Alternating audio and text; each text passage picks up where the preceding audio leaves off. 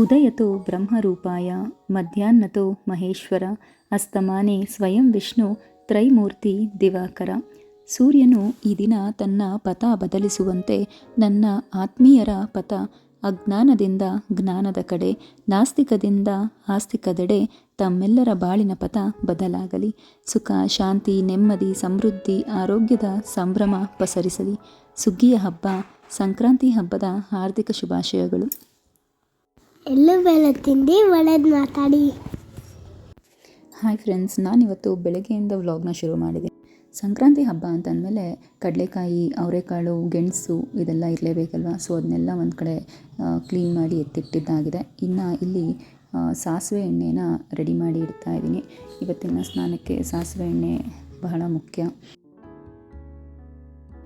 ನಾನಿಲ್ಲಿ ಒಂದು ಬೌಲ್ಗೆ 2 ಸ್ಪೂನ್ ಆಗುವಷ್ಟು ಕೊಬ್ಬರಿ ಎಣ್ಣೆ ಮತ್ತು ನಾನು ಮುಂಚೆನೇ ಕಾಯಿಸಿಟ್ಟಿರುವಂಥ ನೀರು, ಅಕ್ಕಿ, ಕರಿಬೇವು ಮತ್ತು ಅಲೋವೆರಾ ಹಾಕಿ ಕುದಿಸಿಟ್ಟಿರುವಂಥ ನೀರು, ಅದಕ್ಕೆ 2 ಸ್ಪೂನ್ ಆಗುವಷ್ಟು ಯಾವುದಾದ್ರೂ ಮೈಲ್ಡ್ ಶಾಂಪೂನ ಹಾಕಿ ಮಿಕ್ಸ್ ಮಾಡಿ ಹೀಗೆ ನಾವು ತಲೆಗೆ ಹಚ್ಚಿ ಸ್ನಾನ ಮಾಡೋದ್ರಿಂದ ನಮ್ಮ ಕೂದಲು ಸಿಲ್ಕಿ ಮತ್ತು ಶೈನಿ ಆಗಿ ಕಾಣುತ್ತೆ. ನಾವು ಎಲ್ಲರೂ ಬೆಳಗ್ಗೆ ಹಾಲನ್ನ ಕಾಯಿಸ್ತೀವಿ ಅಲ್ವಾ. ನನಗಿಲ್ಲಿ ನಿಮ್ಮ ಹತ್ರ ಒಂದು ವಿಷಯ ಶೇರ್ ಮಾಡೋದಕ್ಕಿದೆ. ನಾವು ಹಾಲಿನ ಪ್ಯಾಕೆಟ್ನ ಕಟ್ ಮಾಡಬೇಕಾದ್ರೆ ಅದನ್ನು ಪೂರ್ತಿಯಾಗಿ ಕಟ್ ಮಾಡಿ ಡಿಟ್ಯಾಚ್ ಮಾಡೋದ್ರ ಬದಲು ಒಂದು ಸ್ವಲ್ಪನೇ ಕಟ್ ಮಾಡಿ ಆ ಪೀಸ್ ಏನಿದೆ ಅದು ಆ ಪ್ಯಾಕೆಟಲ್ಲೇ ಉಳ್ಕೊಳ್ಳೋ ಹಾಗೆ ಮಾಡೋದ್ರಿಂದ ಇದು ರೀಸೈಕ್ಲಿಂಗ್ ಪ್ರೋಸೆಸ್ಗೆ ಈಸಿ ಆಗುತ್ತೆ. ಸಪೋಸ್ ನಾವು ಅದನ್ನು ಪೂರ್ತಿಯಾಗಿ ಡಿಟ್ಯಾಚ್ ಮಾಡಿದ್ರೆ ಆ ಪುಟಾಣಿ ಪೀಸ್ ಏನಾಗುತ್ತೆ ಬೇರೆ ಹಸಿ ಕಸದ ಜೊತೆ ಸೇರುತ್ತೆ. ಸೊ ಹಾಗಾಗಿ ಅದು ನಮ್ಮ ಗಾರ್ಬೇಜ್ ಬ್ರೇಕ್ ಡೌನ್ ಪ್ರೋಸೆಸ್ನ ಹಾಳು ಮಾಡುತ್ತೆ. ಹೀಗೆ ಮಾಡೋದ್ರಿಂದ ನಮ್ಮ ಪ್ರಕೃತಿಗೆ ಒಳ್ಳೆಯದಾಗುತ್ತೆ ಅಂದರೆ ನಾವು ಯಾಕೆ ಮಾಡಬಾರ್ದು ಅಲ್ವಾ. ನಮ್ಮ ಕೈಯಲ್ಲಿ ಏನಾಗುತ್ತೆ ಆ ಪುಟಾಣಿ ಪ್ರಯತ್ನನ ಒಂದು ಸಣ್ಣ ಸ್ಟೆಪ್ಪನ್ನು ನಾವು ತಗೊಳ್ಳೋಣ. ಇನ್ನು ಈ ವೆದರಲ್ಲಿ ನಾವು ಎಲ್ಲ ಕಡೆ ಬರೀ ಕೋಲ್ಡು, ಕಾಫು ಇದನ್ನೇ ಕೇಳ್ತಾ ಇದ್ದೀವಿ ಅಲ್ವಾ. ನಮ್ಮನೇಲೂ ಮಕ್ಕಳಿಗೆ ಕೋಲ್ಡ್ ಆಗಿದೆ. ಸೊ ಹಾಗಾಗಿ ನಾವು ಈ ಮನೆ ಮದ್ದನ್ನು ಮಾಡ್ತಾಯಿದ್ದೀವಿ. ಇದನ್ನು ನಿಮ್ಮ ಜೊತೆ ಕೂಡ ಶೇರ್ ಮಾಡ್ತಾಯಿದ್ದೀನಿ. ನಾವಿಲ್ಲಿ ಸ್ವಲ್ಪ ತುಳಸಿ, ಅಮೃತ ಬಳ್ಳಿ, ಅವನಂಜನ್ ಸೊಪ್ಪು, ಪುದೀನ, ದೊಡ್ಡಪತ್ರೆ ಎಲೆ ಇದನ್ನೆಲ್ಲ ಚೆನ್ನಾಗಿ ತೊಳ್ಕೊಂಡು ಒಂದು ಒಣಗಿರೋ ಬಟ್ಟೆಯಲ್ಲಿ ಒರೆಸಿ ಎತ್ತಿಡಬೇಕು. ಇದನ್ನು ನಾವು ವಿಳೆದೆಲೆ ಒಳಗಡೆ ಸುತ್ತಿ ಅದಕ್ಕೆ ಒಂದು ಟೂತ್ ಪಿಕ್ನ ಚುಚ್ಚಿ ಹಬೆಯಲ್ಲಿ ಬೇಯಿಸ್ಕೊಳ್ಬೇಕಾಗತ್ತೆ.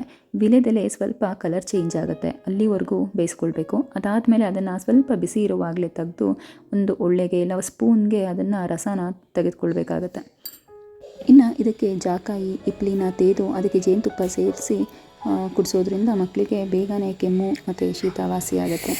ಇದನ್ನು ಬೆಳಗ್ಗೆ ಸಾಯಂಕಾಲ 2 ದಿನ ಕೊಡೋದ್ರಿಂದ ಬೇಗನೆ ಪರಿಣಾಮ ಕಾಣ್ಬೋದು.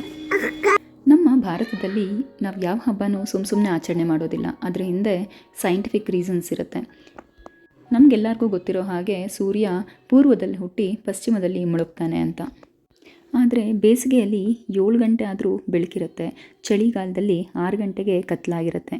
ಆದರೆ ಈ ಸಂಕ್ರಮಣ ಕಾಲದಲ್ಲಿ ಹಗಲು ರಾತ್ರಿ 2 ಸಮಾನವಾಗಿರುತ್ತೆ.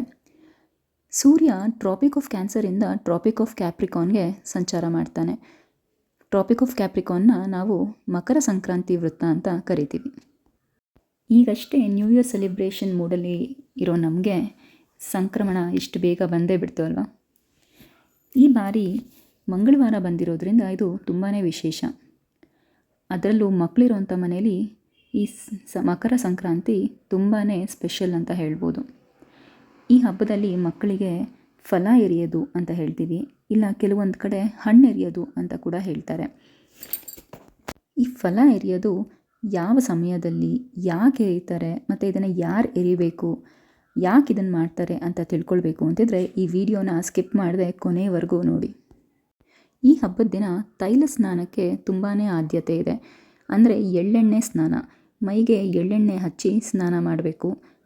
ಎಳ್ಳೆಣ್ಣೆ ಇಲ್ಲ ಅಂತಾದರೆ ನಾವು ಸ್ನಾನ ಮಾಡುವಂಥ ನೀರಿಗೆ ಒಂದು ಸ್ವಲ್ಪ ಎಳ್ಳನ್ನು ಹಾಕ್ಕೊಂಡು ಕೂಡ ಸ್ನಾನ ಮಾಡ್ಬೋದು. ಇಲ್ಲ ಅಂತಂದರೆ ಎಳ್ಳನ್ನು ಪುಡಿ ಮಾಡಿ ಅದನ್ನು ಮೈಗೆ ಹಚ್ಚಿ ಕೂಡ ಸ್ನಾನ ಮಾಡ್ಬೋದು. ಈ ಸಂಕ್ರಮಣದ ಸ್ನಾನದಿಂದ 1000 ಗೋದಾನ ಮಾಡಿದ ಪುಣ್ಯ ಪ್ರಾಪ್ತಿಯಾಗುತ್ತೆ ಅಂತ ನಮ್ಮ ಪುರಾಣದಲ್ಲಿದೆ.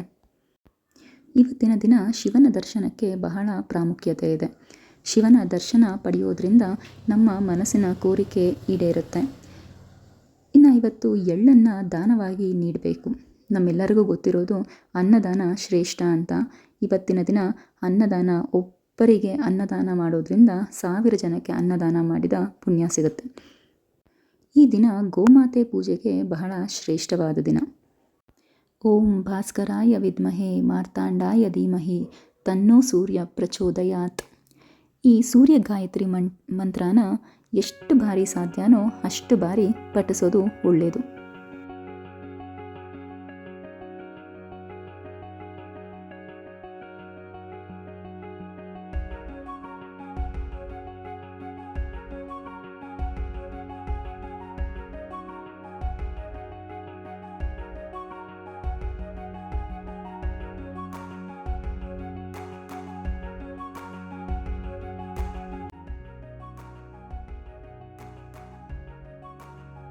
ನನ್ನ ಮಕ್ಕಳು ಬಂದಾಗಿಂದ ನನಗೆ ಎಲ್ಲ ಹಬ್ಬನೂ ಸ್ಪೆಷಲ್ಲೇ. ಬೆಳಿಗ್ಗೆ ನಾನು ಪೂಜೆ ಮುಗಿಸ್ಕೊಳ್ಳೋಷ್ಟರಲ್ಲಿ ಅವರು ಎದ್ದಿದ್ರು. ಆದರೆ ಆರತಿ ಒಂದು ಪೆಂಡಿಂಗ್ ಇಟ್ಟಿದ್ದೀನಿ. ಅವರು ಸ್ನಾನ ಮಾಡ್ಕೊಂಡು ಬಂದ ಮೇಲೆ ಎಲ್ಲರೂ ಒಟ್ಟಿಗೆ ಪೂಜೆ ಮಾಡೋಣ ಅಂತ. ಇಲ್ಲೀಗ ನಾನು ಅವ್ರಿಗೂ ಎಣ್ಣೆ ಹಚ್ಚಿ ಸ್ನಾನ ಮಾಡಿಸ್ತೀನಿ.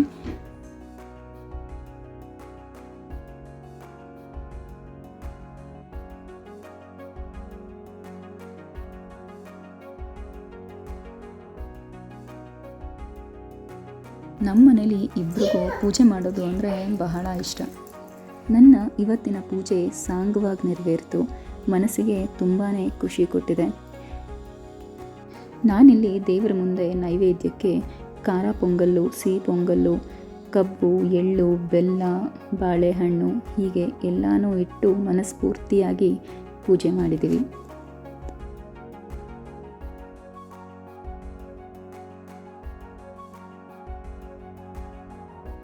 ಇನ್ನು ಎಲ್ಲರೂ ಮಧ್ಯಾಹ್ನದ ಊಟ ಮುಗಿಸ್ಕೊಂಡ್ವಿ. ನನಗೆ ಬಾರೆಹಣ್ಣು ಬೇಕಿತ್ತು. ಅದು ಇಲ್ಲೆಲ್ಲೂ ಸಿಗದೇ ಇರೋದ್ರಿಂದ ನಾನು ಆನ್ಲೈನಲ್ಲಿ ಆರ್ಡರ್ ಮಾಡಿದ್ದೆ. ಅದ್ರ ಜೊತೆ ಇವರಿಬ್ಬರಿಗೆ ಫೇವ್ರೇಟ್ ಅಂತ ಸ್ಟ್ರಾಬೆರಿ ಕೂಡ ತರಿಸಿದ್ದೆ. ಇವತ್ತಿನ ಸಾಯಂಕಾಲದ ಪೂಜೆ ತುಂಬ ವಿಶೇಷ ಅಂತಲೇ ಹೇಳ್ಬೋದು. ಮಕ್ಕಳಿಗೆ ಹಣ್ಣೆರಿಯೋದು ಅಂತ ಮಾಡ್ತಾರೆ. ಹಣ್ಣೆರಿಯೋ ಶಾಸ್ತ್ರ. ಅದು ಯಾಕೆ ಮಾಡ್ತಾರೆ ಅಂದರೆ, ಇವತ್ತು ಮಕ್ಕಳು ಸ್ತ್ರೀ ವಿಷ್ಣು ಸ್ವರೂಪದಲ್ಲಿ ಇರ್ತಾರಂತೆ.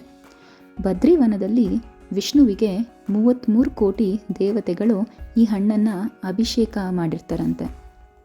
ಆಗ ಭಗವಂತನಿಗೆ ತುಂಬಾ ಖುಷಿಯಾಗಿ ಮಕ್ಕಳ ರೀತಿ ಖುಷಿಪಟ್ಟು ಆಟ ಆಡ್ತಾರಂತೆ. ಹಾಗಾಗಿ ಇವತ್ತು ಮಕ್ಕಳು ವಿಷ್ಣು ಸ್ವರೂಪ ಅಂತ ಹೇಳ್ತಾರೆ. ಇದು ಒಂದು ಕಾರಣ. ಆದರೆ ಇನ್ನೂ ಒಂದು, ಮಕ್ಕಳಿಗೆ ದೃಷ್ಟಿ ತೆಗೆಯೋದಕ್ಕೆ. ಮಕ್ಕಳು ಈಗ ನಿದ್ದೆಯಲ್ಲಿ ಎದ್ದು ಕಿರ್ಚೋದು, ಹೆದರ್ಕೊಳ್ಳೋದು, ಇಲ್ಲ ಆಗಾಗ ಹುಷಾರು ತಪ್ಪೋದು, ಇಲ್ಲ ಈ ಕತ್ಲಲ್ಲಿ ಹೋಗೋದಕ್ಕೆ ಹೆದರ್ಕೊಳ್ಳೋದು, ಈ ಥರ ಎಲ್ಲ ಇರೋದ್ರಿಂದ ಆಚೆ ಬರಲಿ ಅಂತ ಈ ದೃಷ್ಟಿನ ತೆಗಿತಾರೆ. ಹೇಗೆ ಮಾಡೋದು ಅಂತ ಹೇಳ್ತೀನಿ. ಇಲ್ಲಿ ನಾನು ಸೂರ್ಯ ಹುಟ್ಟೋ ದಿಕ್ಕಿಗೆ ಒಂದು ಮಣೆ ಹಾಕಿದ್ದೀನಿ. ಅದ್ರ ಮುಂದೆ ಕಬ್ಬು, ಎಳ್ಳು, ಬೆಲ್ಲ, ಅರಿಶಿನ, ಕುಂಕುಮ, ಚಾಕ್ಲೇಟ್ಸು, ನಾಣ್ಯಗಳು ಮತ್ತು ಮಕ್ಕಳಿಗೆ ದೃಷ್ಟಿ ತೆಗೆಯೋದಕ್ಕೆ ಆರತಿನ ರೆಡಿ ಮಾಡಿ ಇಡಬೇಕು. ಮಕ್ಕಳನ್ನು ಮಣೆ ಮೇಲೆ ಕೂಡಿಸೋದಕ್ಕೂ ಮುಂಚೆ ಆ ಮಣೆ ಮೇಲೆ ಸ್ವಲ್ಪ ಅಕ್ಷತೆ ಕಾಳು ಹಾಕಿ ಭಗವಾನ್ ವಿಷ್ಣುವೇ ಅಲ್ಲಿ ಸ್ವತಃ ಕೂತಿದ್ದಾರೆ ಅಂತ ಅಂದ್ಕೊಂಡು ಮೊದಲು ಅವರಿಗೆ ದೃಷ್ಟಿ ತೆಗಿಬೇಕು. ಇನ್ನು ಎಲ್ಲರ ಮನೇಲೂ ಪಾವಿದ್ದೇ ಇರುತ್ತೆ ಅಲ್ವಾ. ಆ ಪಾವಿಗೆ ಎಲ್ಲ ಪದಾರ್ಥಗಳನ್ನೂ ಸ್ವಲ್ಪ ಸ್ವಲ್ಪ ಹಾಕ್ಕೊಂಡು ಅದನ್ನು ಆ ಮಣೆ ಮೇಲೆ ಇಟ್ಟಿರೋವಂಥ ಒಂದು ಬಟ್ಲಿಗೆ ದೃಷ್ಟಿ ತೆಗೆದು ಅದಕ್ಕೆ ಹಾಕಬೇಕು. ಹಾಕಿ ಅದನ್ನು ಪಕ್ಕಕ್ಕೆ ಎತ್ತಿಟ್ಟು ಅದಾದಮೇಲೆ ಮಕ್ಕಳನ್ನು ಅಲ್ಲಿ ಕೂಡಿಸಿ ಮತ್ತು ಆ ಪಾವಿಗೆ ಎಲ್ಲ ಪದಾರ್ಥಗಳನ್ನೂ ಸ್ವಲ್ಪ ಸ್ವಲ್ಪ ಹಾಕ್ಕೊಂಡು ಅದನ್ನು 3 ದಿಕ್ಕಿಗೆ ದೃಷ್ಟಿ ತೆಗೆದು ಮಕ್ಕಳಿಗೆ 3 ಎಳೆ ತೆಗೆದ್ಮೇಲೆ ಅದನ್ನು ಅವ್ರ ತಲೆ ಮೇಲೆ ಸುರಿಬೇಕು. ಹೀಗೆ ಮಾಡೋದ್ರಿಂದ ಅವರ ದೃಷ್ಟಿಯೆಲ್ಲ ನಿವಾರಣೆ ಆಗುತ್ತೆ. ಕೊನೆಯಲ್ಲಿ ಆರತಿ ಮಾಡಿ ಮಕ್ಕಳನ್ನ ಮೇಲೆ ಎಬ್ಬರಿಸ್ಬೋದು. ಇನ್ನು ದೃಷ್ಟಿ ತೆಗೆದಿರೋವಂಥ ಪದಾರ್ಥಗಳನ್ನ ಯಾರು ಓಡಾಡದೇ ಇರೋವಂಥ ಜಾಗದಲ್ಲಿ ಕೂಡ ಹಾಕ್ಬೋದು. ಇಲ್ಲ ಅಂದರೆ ಮಕ್ಕಳಿಗೆ ತಿನ್ನೋದಕ್ಕೆ ಕೂಡ ಕೊಡ್ಬೋದು. ಇನ್ನು ಸಂಜೆ ಎಲ್ಲರಿಗೂ ಎಳ್ಳು ಬೆಲ್ಲ ಬೀರೋದ್ರಲ್ಲೇ ರಾತ್ರಿ ಆಗಿತ್ತು. ಸೊ ನಾನೀಗ ಇಲ್ಲಿಗೆ ನನ್ನ ವ್ಲಾಗ್ನ ಎಂಡ್ ಮಾಡ್ತಾಯಿದ್ದೀನಿ. ನಿಮಗೆ ಈ ವ್ಲಾಗ್ ಇಷ್ಟ ಆಗಿದ್ದಲ್ಲಿ ಲೈಕ್ ಮತ್ತು ಸಬ್ಸ್ಕ್ರೈಬ್ ಮಾಡೋದನ್ನು ಮರಿಬೇಡಿ.